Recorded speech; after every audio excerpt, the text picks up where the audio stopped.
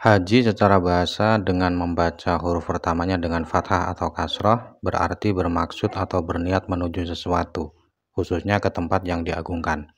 Secara syariat, haji adalah bermaksud menuju Ka'bah untuk melakukan ibadah tertentu yang akan dijelaskan berikutnya.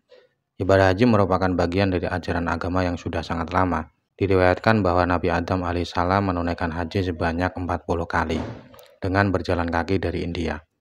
Malaikat Jibril berkata kepadanya, "Sesungguhnya para malaikat telah bertawaf di sekitar rumah ini selama 7.000 tahun sebelum kamu." Ibnu Ishaq mengatakan, tidaklah Allah mengutus seorang nabi setelah Nabi Ibrahim alaihissalam kecuali ia pasti melaksanakan haji. Menurut sebagian ulama lain, tidak ada seorang nabi pun kecuali telah berhaji.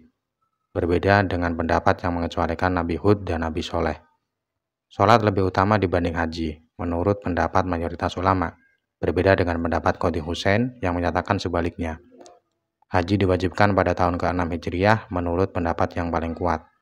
Rasulullah SAW telah menunaikan haji sebelum kenabian dan sesudahnya, serta sebelum hijrah ke Madinah. Jumlahnya tidak diketahui secara pasti. Setelah hijrah, beliau hanya melakukan haji wada atau haji perpisahan 1 kali. Disebutkan dalam hadis, "Man hajja hadal baita kharaja min dunubihi kayami waladathu ummuh." Barang siapa menunaikan haji ke Baitullah ini, maka ia akan keluar dari dosa-dosanya seperti hari ketika ia dilahirkan oleh ibunya. Ibnu Hajar dalam Hasyiah Al-Idhah menjelaskan bahwa frasa seperti hari ia dilahirkan ibunya mencakup penghapusan dosa maupun hak-hak manusia. Ini juga disebut secara tegas dalam sebagian riwayat dan difatwakan oleh sebagian ulama kami, meskipun tampaknya sebagian ulama lain tidak sepakat. Pendapat pertama lebih cocok dengan teks hadis-hadis Nabi, sementara pendapat kedua lebih sesuai dengan kaidah fikih. Kemudian sebagian peneliti menyatakan bahwa telah terjadi ijma, kesepakatan ulama atas hal ini. Maka pendapat yang membatasi pengampunan hanya pada dosa kepada Allah menjadi tertolak. Umroh secara bahasa berarti mengunjungi tempat yang makmur atau ramai. Secara syariat, umroh adalah bermaksud ke Ka'bah untuk ibadah tertentu yang akan dijelaskan. Haji dan umroh keduanya wajib, dan salah satunya tidak menggantikan yang lain meskipun ada unsur yang sama.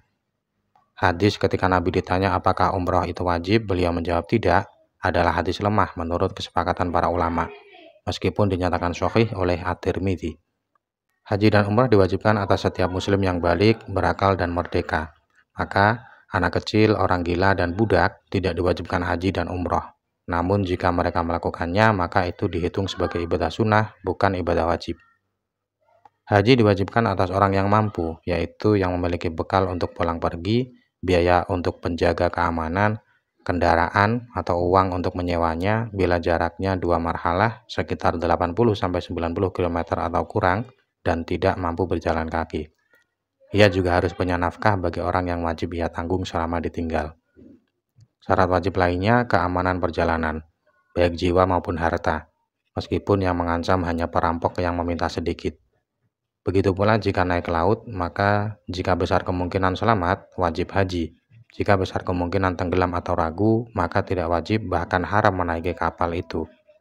Untuk perempuan, ada tambahan syarat harus ditemani suami, mahram atau kelompok wanita terpercaya, meskipun hanya budak perempuan.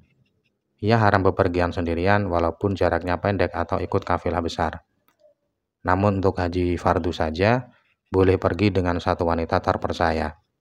Tidak boleh baginya keluar untuk haji sunnah walau bersama banyak wanita terpercaya atau jika jarak safarnya pendek. Bahkan, wanita yang tinggal di Makkah diharamkan melaksanakan umroh sunnah dari Tan'im jika hanya bersama wanita lain. Berbeda dengan sebagian ulama yang membolehkannya. Haji dan umroh hanya wajib sekali seumur hidup dan tidak wajib segera. Namun, boleh menundanya selama ada niat akan melaksanakannya dan tidak sedang sempit waktu karena nazar, qadha, atau kekhawatiran hartanya dicuri atau dugaan kehilangan harta meskipun dugaan lemah. Ada ulama yang berpendapat bahwa orang yang mampu tidak boleh menunda haji lebih dari 5 tahun berdasarkan satu hadis.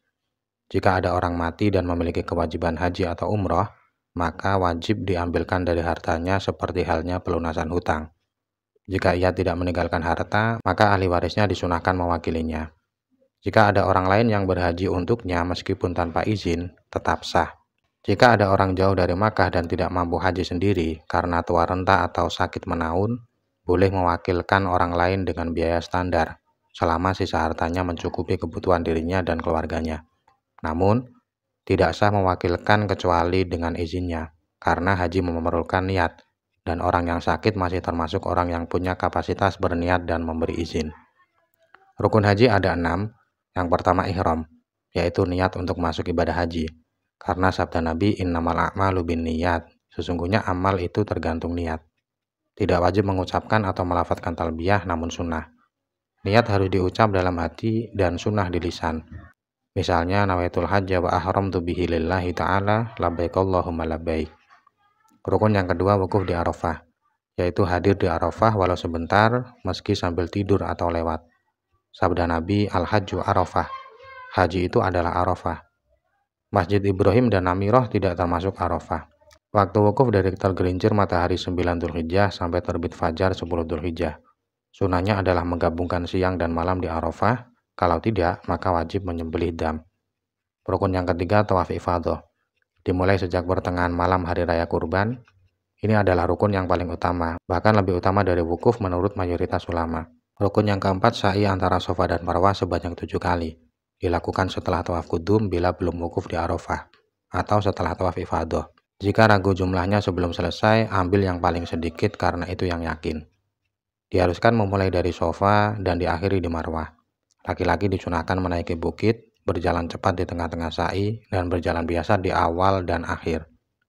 Rukun yang kelima menghilangkan rambut, dengan cukur gundul atau potong sebagian. Minimal 3 helai rambut sudah cukup. Wanita cukup potong pendek, tidak disunahkan gundul. Rukun yang keenam, tartib dalam sebagian rukun, yaitu ihram didahulukan dari semuanya, wukuf didahulukan dari tawaf dan mencukur, tawaf didahulukan dari sa'i jika belum sa'i sebelum tawaf kudum. Rukun-rukun ini tidak bisa diganti dengan menyembelih dam. Selain wukuf, rukun haji ini juga berlaku untuk umroh, termasuk mencukur rambut yang harus dilakukan setelah sa'i. Haji dan umroh bisa dilakukan dengan 3 cara. Ifrad, haji dulu baru umroh. Tamattu, umroh dulu lalu haji. Qiron, niat haji dan umroh sekaligus. Yang paling utama ifrad, jika umroh di tahun itu, lalu tamattu.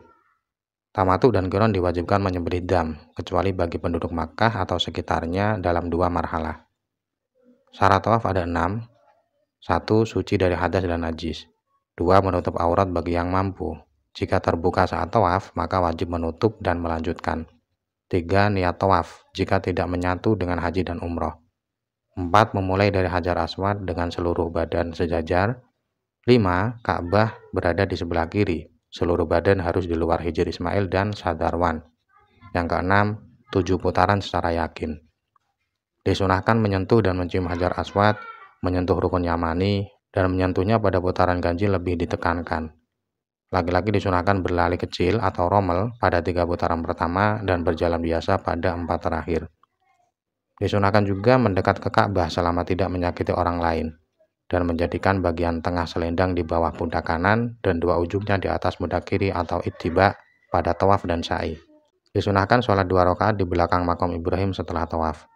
Tambahan, sunnah bagi laki-laki dan perempuan yang masuk Masjidil Haram untuk memulai dengan tawaf. Kecuali kalau akan ketinggalan sholat wajib atau sunnah muakkadah, maka ia dahulukan sholat tersebut.